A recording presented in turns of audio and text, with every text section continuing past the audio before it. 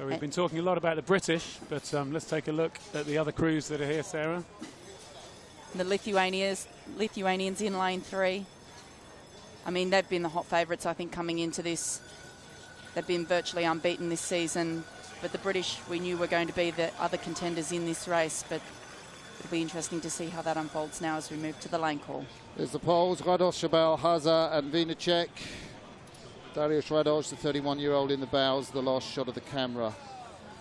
In lane 2, the Netherlands, coached by Ilko Meerhorst, helped by Diederik Simon, Wiersma, Mertzackers, Kaiser, the charismatic stroke, the 26-year-old Freek Roberts. The Lithuanians, Nimbravikius in the bows, Djagis, Maščinskas, the big 3-man, and coming down to the man closest to you, Aremos Adamovicius, 24 years old in the stroke seat. Graham Thomas, what's he feeling now?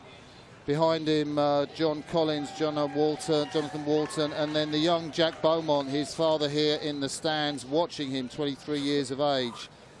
The experience of the Estonians, Kuzlat, Reichert, in Drixon, the man with the slightly bald-in head in the 3-seat, took that silver medal in the doubles with Yuri Janssen back in Beijing, Kasper Timesø in the stroke. And we've already seen Niels Jakob Hoff, the Norwegian with the beard, Jan Helvigs, 22 years of age, Erik Solbach, and Martin Helseth, 23, in the bow seat. That's the number 6 of the Norwegian boat held in that plastic boot. Graham Thomas, the last shot we see, the stroke of the British crew. Focus in on the race, nothing else. We're away in the start, the last final of this morning, and wow, what a intro to this race it has been, of course, with the stroke seat Pete Lambert moving out of this quad and Graham Thomas from Great Britain coming in. And let's be aware, the British have had an issue, but it's going to throw all the crews. It's a difficult thing when you're delayed for 20 minutes. And so now all the crews are going to have to get themselves focused, get their minds back on the start, get back into the pace. They won't be cutting any slack to the British crew because they've had a crew change. First to show the crew in lane 2 from the Netherlands. I saw them being filmed yesterday. There's Freek Roberts, the charismatic stroke from Neerhouse. And his coach in that crew, Diederik Simon, has been doing a lot of coaching, helping out Ilko Meerhorst. And he will tell the Dutch, just row smooth, row long. But it's been a great start for the British too. Graham Thomas doing a really smooth job. Look at him there, Greg. Head down, but nice and loose in the shoulders, really opening the body out. Head down determination from the British. I thought that Dutch crew looked fantastic when we took a look at them, just how relaxed they were. You've got the determination on the British, and whether it's an adrenaline burst, but the British are doing pretty well to be up here in second. Currently in 6th position, surprisingly, it is the Lithuanians, sitting about 14 metres behind the race leaders, who are the Dutch, looking very smooth and composed. And we saw the Dutch women take a great win in the women's quad. Perhaps the men are going to turn around and do the same as they come through the 500-metre mark. There's still 1,500 metres to go, and a lot can happen. Well, that is exciting. The Dutch will finish second behind the British. There's the Lithuanians. They look to be working hard, don't they? Aremos Adamovicius, the 24-year-old in the stroke seat. We're looking for the power later in the race from Rolandas Mačinskas, the 25-year-old 3-man. They're creeping back on the British boat at the moment, but Dutch out in front. I expect the field to come back on them, but that is beautiful sculling, isn't it, guys? Well, we watched both Estonia and Lithuania, I thought, were really impressive in the semi-finals. I would expect them to put more pressure on this British quad as the race goes on. We see Graham Thomas there, the new man in the stroke seat, but the Dutch still making the statement. The field's not come back to them, and that's a decent lead in a quad. Wow, the Dutch look so slick as they come through 750 metres, 3/4 of a length lead over the British. Currently in third, it's the Estonians. So there we go, Freek Roberts, a 26-year-old. Behind him, Amos Kaiser. Fantastic result in the under-23s. Then Kern Mertesackers in the 2-seat, Abi Wiersma in the bow seat from Neerhouse 2. Two of these guys were in the men's 8, winning at the World Cup in Belgrade. Just shows their flexibility. They can make a quad fly. And Ilko Meerhorst and Diederik Simon are going to be loving this. Britain's still in it, though. And look at the Norwegians in lane 6. They're moving up. They're getting their bow onto the stern of the Dutch. Really surprising from lane 6, because the two crews I would have expected to see featuring here at the halfway mark would have been the Lithuanians and the Estonians, currently out of the medals. You're right, spot on it. Lucerne, the Lithuanians won. They were in first place. There's one change from that. Salius Ridder's gone out, but the Norwegians won't care. They are levering their boat back into medal contention. On the left of your picture, they are in there on lane 6. And just taking a look at this, the British crew are over a little bit too near the buoy lines. I wonder if Graham Thomas has to also pick up the rudder. So he's steering the boat as well, which he won't necessarily have practiced or had a chance to set up. So hopefully he can keep the boat in the centre of the lane. Lithuanians and their consultant Gianni Postiglione runs a fantastic training program, and they are coming back into medal contention at the moment. That's the white boat. You see the Briton in second place, Jack Bowman going down the boat. That's Jonathan Walton. John Collins in the 3-seat anchors that, and Graham Thomas head down as ever. But the Lithuanians make a strong move. Look at that Lithuanian boat number 3. We think they're the form crew in the race. They're now pushing on and starting to make a move on the British and the Dutch. Still 600 metres to go, a long way for the Dutch to hang on. Look, you can see Maschinskas, one behind the man with the sunglasses, the Lithuanian, the stroke man, Adamovicius. But Maschinskas, he's the big man, the big powerful man. He missed the Olympics with a hand injury, but he is making his presence felt now in this third quarter. Yeah, this has been a big move from the Lithuanian crew. You can see the strength and the power, but also the coordination. And look, they've now got themselves back up and challenging as we've got 500 to go. What a race. 500 to go, and this field is compressing. We have 3 boats level. There's a little bit of a puff of a tail breeze. It's a quick race. Can't afford to lose anything here.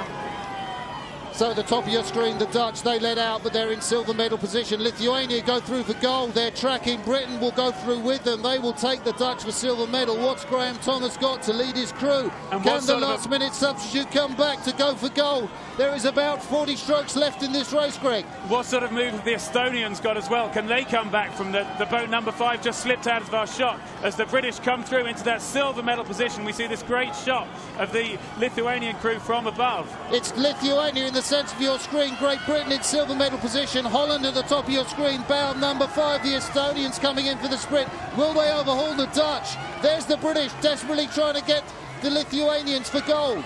Here come Estonia, up at 42 strokes a minute. They're going to overhaul the Dutch. Heartbreak for the Dutch in lane 2, who put themselves in the early position. GB currently in silver. Here come Estonia. That's experience of Tono Hendriksen, the 38-year-old in the 3-seat for Estonia, coming back into the picture. The Dutch are still there, though. They've got something left. Lithuania will take the gold in the final race of this afternoon's programme at the World Rowing Championships. Lithuania come. They take the gold medal in the men's quad. A dramatic race. Britain amazingly take the silver. Estonia take that bronze medal ahead of the leading Netherlands. We had drama. We had questions we didn't know the answer to at the start of the race. Why was the delay? In the end, Lithuania took advantage of it. A magical win for the crew from the Baltic states. That was so patient from the Lithuanians. I mean, they were out the back of the field. They're in 6th for much of that first 1,000, and to really just hold their composure and know what they were going to do and how they were going to do it.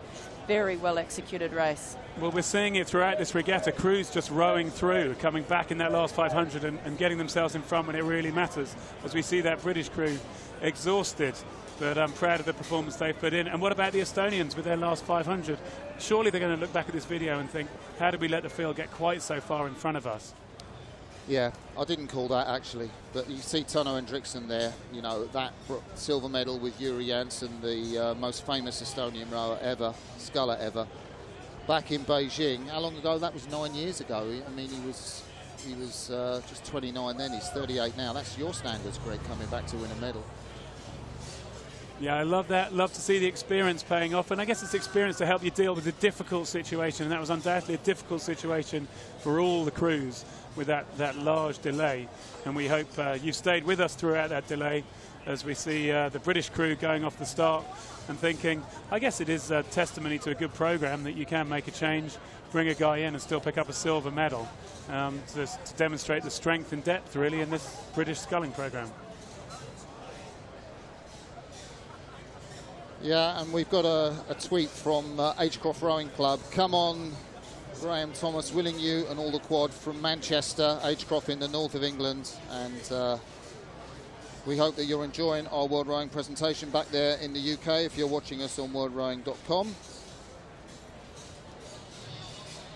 Terence Chiptrace tweets, I guess this is a question for Greg. Co-opt a family of alligators for Henley Royal Regatta and keep the Dutch from swimming there. Greg Searle, of course, a Henley steward. Yeah, well, Henley is very traditional regatta. I'm not sure alligators would quite fit in. We do have boats to help control swans and geese and keep them off the course. Well, that could be two problems. Keep the swans and geese off the course and the Dutch swimmers. Well, we love it. To be honest, I love it. I love the tradition that comes with it.